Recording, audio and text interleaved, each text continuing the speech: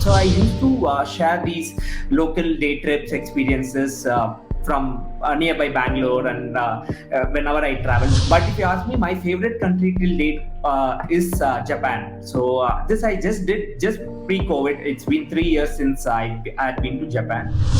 Personally saying, I feel India has so much of potential and it has so much of history, culture compared to the other countries. Because I was focused on travel, I had lots of health issues.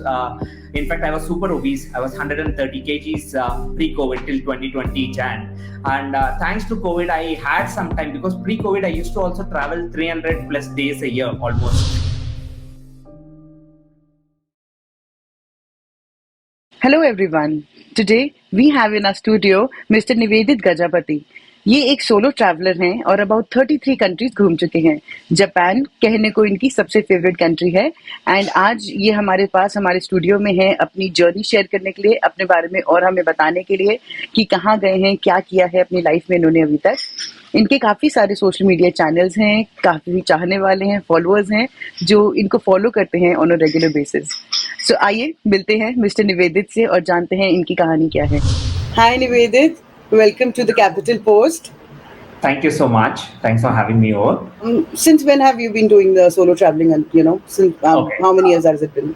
When I started in 2008, actually it started as a hobby. So I was in college and I started doing day trips or like the weekend trips with my friends. So I started documenting it. So I used to share these local day trips experiences from nearby Bangalore and whenever I travel. So I started as a travel blogger and over time, obviously with all the platforms and other things coming in, I started moving into Facebook and then Twitter, and now it's been Instagram, YouTube and all of that. So that's when 2015 is when I thought I should do this full time, take a break, and that's when for the last 7 years I'm doing this full time. Okay, so I'm really curious to know when you say that since 2008, people have been paying you for travel. What does that mean exactly?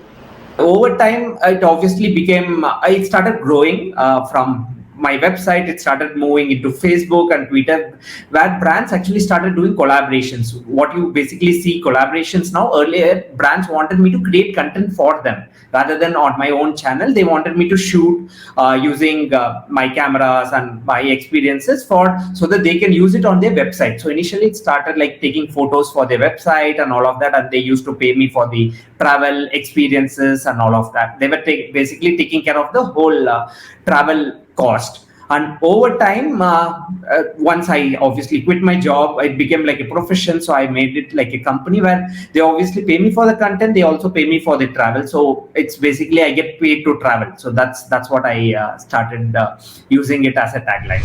So when you say that you've traveled 33 countries, I mean that's a huge lot, to travel in the such a small time. So which country would you recommend the most to our viewers today? So China was my first country to start off with, but in the last a decade or so, I've done 33 countries where I've done most of the countries multiple times. But if you ask me, my favorite country till date is Japan. So this I just did just pre-COVID. It's been 3 years since I had been to Japan. It was a short trip. It was just like 2 weeks, but I fell in love with that country. I think if there is one country I would retire, either it would be Japan or next would be Austria. So these are my two favorite countries. I think that sounds really interesting. I mean, picking out Japan as an Asian country. I mean, the language must be a big barrier over there, right? I mean, Yes, it's very difficult to understand. yeah. So like I said, I've actually traveled almost all the Asian countries. Given the opportunity as a traveler, I also do personal travels where I create content. Okay.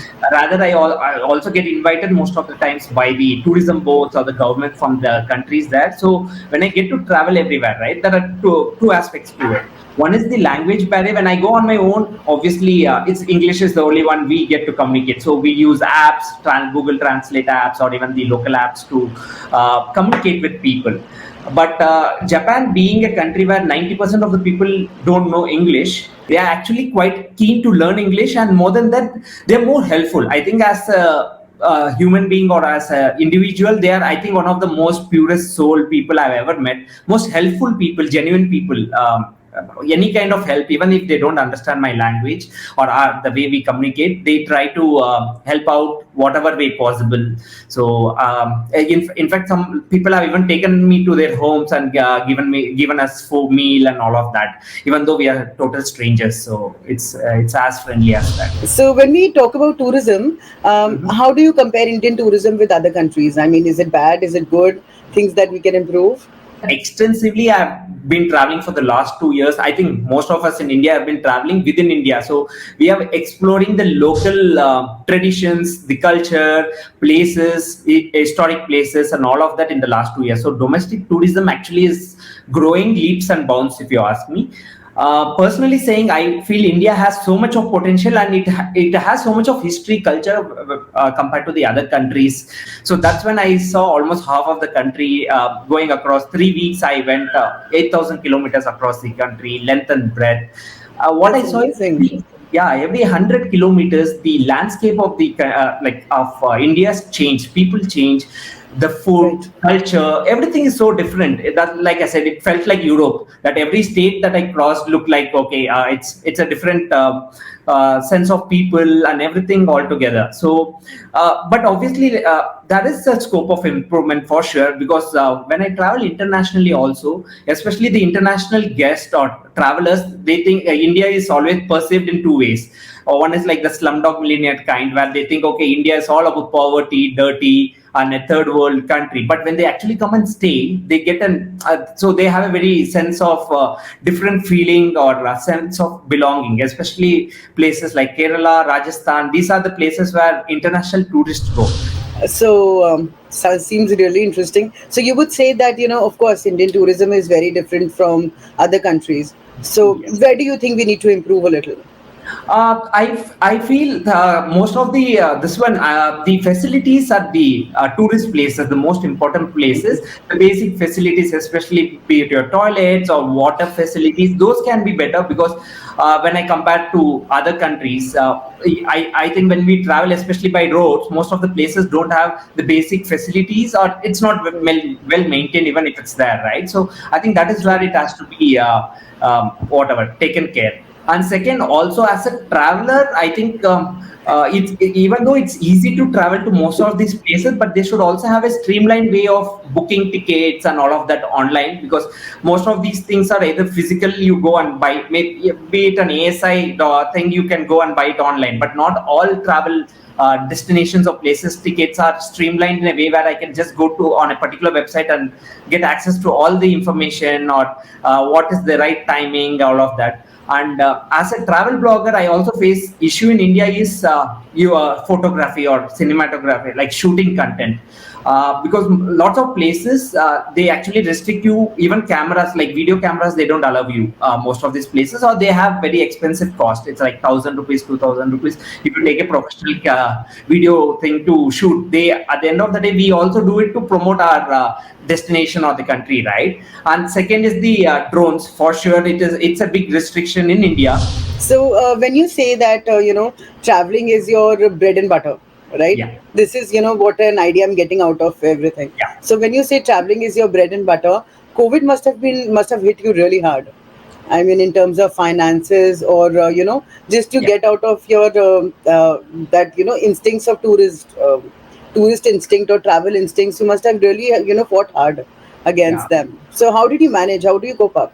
Yeah, I think COVID was really tough for all the hospitality travel industry overall, right? Be it airlines, hotels, staffs, everyone. So we were no different, especially for content creators like us who are very, what do I say, solely dependent on travel. So obviously finance was really tough. So one of the good things that for me personally it worked is, so for people who have been following me on social media, pre-COVID, I had lots of, because I was focused on travel, I had lots of health issues.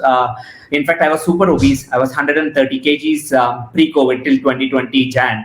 And thanks to COVID, I had some time, because pre-COVID, I used to also travel 300 plus days a year almost. So, which is like throughout the year. And when we travel, our lifestyle is so different. Time zones, food, all that we get to eat is junk and all of that. So from 130, I actually lost 60 kgs all thanks to COVID. So that's one of the things that I actually wanted to. So I thought I should focus on something more helpful, which is my health. And COVID gave me that chance to do. So I kind of diverted my stuff. But financially, what I also started doing is I knew travel is going to bounce back once things open up. It's just that we didn't know the timeline. So I started working on things that would. So for example, I started creating some itineraries in advance for maybe 22, 23. Also started working with lots of these tourism brands in advance. We started doing live seminars, some kind of online sessions. Even I started taking social media classes or digital marketing classes for lots of influencers and other stuff. So this is what I started doing, like an add-on things. Started working on my like other creative stuffs, learning newer skills like even better editing and all of that. So all these new skills is what I started grooming myself during the COVID, so that it helps me once things get better. And touch wood, things have been better for the last 1 year. So when you talk about brands, I also, saw that you have a mention of this IFA and Oscars on your Instagram channel. What does that exactly mean? Have you given Sure. like interviews So, over there? so when I started doing lots of lifestyle-based content in 2018, actually for my website, Oscars had directly reached out to me. So they wanted me to cover it. I was the only Indian to cover Oscars in 2018. So they had flown me down. I also walked the red carpet, met a lot of people out there, interacted with them. So that was a really nice experience. So before we, wrap this up, I would like to know your recommendations. What would you say to new budding influencers, and how would you, give any kind of tips to them so that they can be successful in the future? What would you like to say? Don't stick to one platform always, because you never know what's going to happen. You don't have control on any of this platform. That's one of the reasons why I still use my website, even though people say, okay, writing is not as big as videos. Now people only see videos, or that too initially it was big videos, now it's become a vertical videos. With start building a brand, like build yourself as a brand. People should be able to relate to you whatever you do. Like for example, you're doing backpacking, just keep doing that kind of content that you like, and people will come to you. So just just stick to that target, and stick to what you want to do, that niche. It's always very important to have a niche, because don't try to diversify yourself too much, because I did that initially.